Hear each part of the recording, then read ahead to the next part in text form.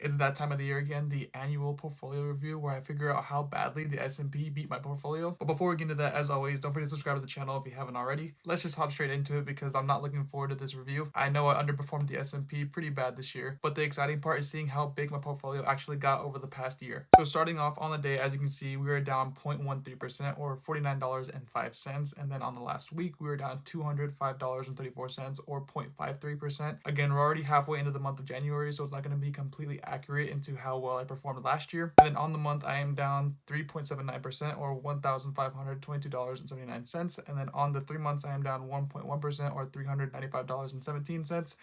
Year to date, of course, we're down about 0.53%. That doesn't really matter because we're in January. But on the year mark, we are up about 16.58% or $578.29. But when we look at the all-time return, we're not doing too bad. We're at 30.64% or $9,060.47. So that means last year on paper, I got about a 16% return. When you compare just the 16% to the S&P, that's pretty low, but you got to take into account the dividends that I got paid. So in order to figure out how much dividends that I made for the entire year of 2024, first we got to go over December. So hopping into the dividends that I got paid for the month of December, starting off with Target, I made $12.43 and they were paying $1.12 per share. And at the time I had 11.1 shares. I'm not buying any more Target at the moment. I'm down overall about $300. They're one of my biggest losers. Honestly, I'm waiting for them to even out and I'm probably going to sell them at the end of this year. Moving on to the second dividend payment that I got, that was from Johnson & Johnson. I got paid $18. They were paying $1.24 per share. And at the time I had 14.51 shares. I think Johnson & Johnson is currently at a huge buy right now. I think they're super undervalued and I'm actually planning on buying a lot of Johnson & Johnson as well as Realty Income. Which, speaking of, Realty Income was the next dividend payment that I got. I got $12.88 from Realty Income and they were paying 26 cents per share and I had 48.87 shares at the time. Again, I think Realty Income as well as Johnson & Johnson are super undervalued right now. That's going to be my main focus for the next couple of months, just getting those up, especially with Realty Income because I think below $60 with Realty Income is a huge steal, and for the past year and a half, almost 2 years, they've been going up and down constantly. And personally, my opinion, I think over the next couple of years, they're going to skyrocket, especially because they're a dividend king, which means they have been paying an increase in their dividend for the past 50 plus years, but they're just a good, solid real estate company. The next dividend payment that I got was from Microsoft. I got $5.36. At the time, I had 6.45 shares and they were paying 83 cents per share. Honestly, for Microsoft as well as Apple, they have both been plateauing over the past couple of years. They're still having some pretty good years, but I still feel like they're plateauing a bit. I think the huge tech boom is going to go again, but I'm not going to put any more money into Microsoft or Apple. I'm just going to hold on to them for the time being. Moving on to the next dividend payment that I got, that was from Main Street Capital. At the time, I had 11.45 shares. They were paying 24 cents per share, and that gave me $2.81. Main Street Capital was also on my radar to buy a lot more of, but I think they're fairly priced right now. I would honestly wait until they drop a little bit more. Moving on to the next dividend payment, that was from Coca-Cola. At the time, I had 19.4 shares, and they were paying about 48 cents per share. That gave me $9.41. With Coca-Cola, I think they're fair priced as well right now, so I'm not focused on buying more Coca-Cola, but I do think that Pepsi, the other stock in my portfolio under consumer goods, I think they're a huge buy right now. I think they're super undervalued, so I'm going to be focusing more on Pepsi, especially because I have a bigger holding in Coke right now. I think Coca-Cola makes up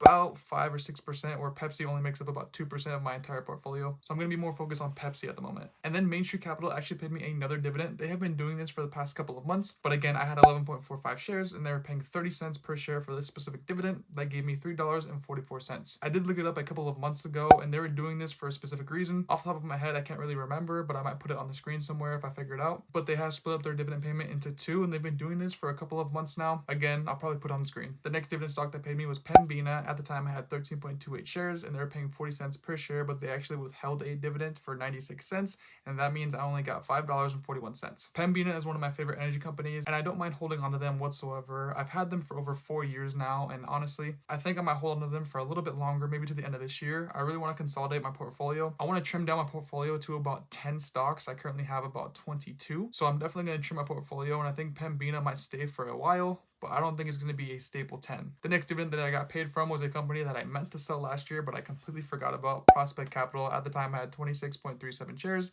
and they're paying about 4 cents per share. That gave me $1.19. I will say, when it comes to Prospect Capital, they have been consistently paying me this for the past 4 years, which is pretty insane, especially for a dividend stock that's not doing too hot. But still, I am going to sell Prospect Capital in the near future. Again, I'm consolidating my entire portfolio. Moving on to the backbone of my portfolio, SCHD. At the time, I had $100 247.06 shares, and they're paying 26 cents per share. That gave me $38.90. In the past 4 months, SCHD has become the highest stock in my portfolio. They make up about 10% of my entire portfolio, just about, and I'm not planning on slowing down anytime soon. They're probably going to go up to about 15 to 20% of my portfolio before I slow down and stop buying SCHD and buy other stocks. Another one that I'm considering that's been one of my favorite ETFs, but honestly, since I have SCHD, I don't know if I should need or want SPHD. They have a higher expense ratio, but they do pay out monthly versus SCHD that only pays out quarterly. So let me know what you guys think, SPHD versus SCHD, down in the comments. SPHD paid me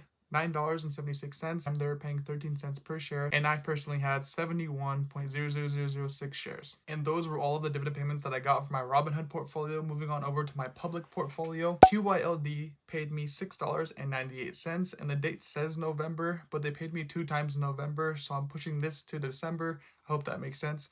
But yeah, that's why it's a November date. It's actually got paid in December, but that was $6.98. The crazy thing about QYLD is that I only have about $800 in this specific stock, and they're paying me anywhere from like $6 to about $8 or $9 every single month, which is pretty insane to think about. But for those that don't know, QYLD is a covered call ETF. They do covered calls in your behalf when you invest in this stock. So that's why it's pretty inconsistent. That's why it's anywhere from $6 to $8, and on the low end, actually, I've gotten as little as like $3 back. But essentially, it's a gamble. You're not going to consistently get that income every single month. Same thing with Jeppy. They paid me $5.77, and that was on December 3rd. Along with QLD, Jeppy is a huge risk. Again, they pay anywhere from like 8 to 10%, and I only have about $900 in specifically Jeppy. I kind of bought these stocks as a little experiment about 2 or 3 years ago, and I haven't sold them. I kind of like having this in my portfolio, but I might consolidate and put this over on my Robinhood portfolio. Honestly, over the past 2 years, I just kind of forgot that I had these in my portfolio. For those that watch my paycheck breakdown videos, I mainly use public as my high yield savings account. So I think what's going to end up happening is I'm going to sell out of these stocks and put everything into my high yield savings account, and then buy Jeppy and QYLD over my Robinhood portfolio. I've gotten a decent return for both of them over the past 2 years, and a pretty solid dividend every single month. Now this brings my grand total for the month of December 2024 to $133.21. That is my biggest month ever. In my entire year of 2024, my portfolio made $1,205.52. When you add this income to my profit on paper from last year, I'm at about 18.5% versus the S&P that performed about a 25%. So I underperformed the S&P by about 7%. That's not too bad, especially considering that I have a separate Roth IRA that's actually going along with the market. Most people don't know that. Most people think that I actually just do this portfolio only and I don't have a backup plan, but I have a separate Roth IRA as well as this specific portfolio. Growth versus income has been a big topic on my channels, both TikTok as well as YouTube. But again, worst case scenario, I'm going to be a millionaire with my Roth IRA. Best case scenario, I'm going to be able to retire early with this specific portfolio right here. But that brings my running total for this entire portfolio over the past 4 years to $2,908.12. I have invested $24,935 of my own money,